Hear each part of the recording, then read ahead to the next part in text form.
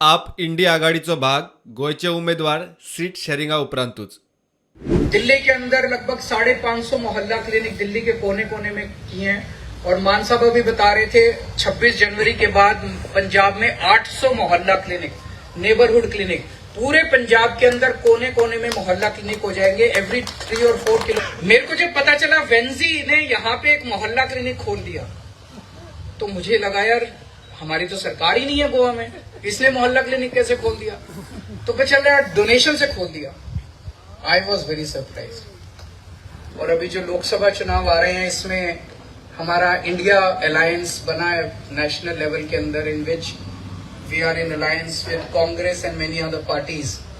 तो Goa is also on the table, we are discussing Goa also.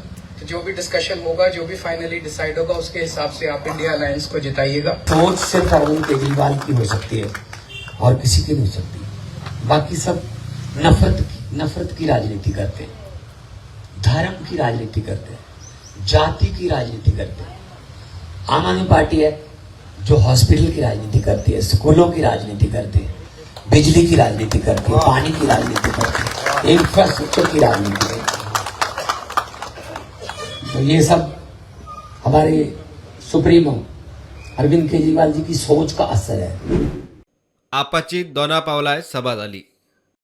एक अभी हम पुराने कैंडिडेट्स के साथ बात कर रहे थे तो बहुत सारी ज्वाइनिंग्स भी होनी चाहिए, ज्वाइनिंग स्टेट लेवल पे भी होनी चाहिए। लेकिन हम जब भी ज्वाइनिंग की बात करते हैं हम सोचते हैं कोई बड़े लीडर को ज्वाइन कराएंगे, बीजेपी से ज्वाइन कराएंगे, कांग्रेस से ज्वाइनिंग का मतलब केवल बीजेपी और कांग्रेस के लीडर्स की ज्वाइनिंग नहीं है।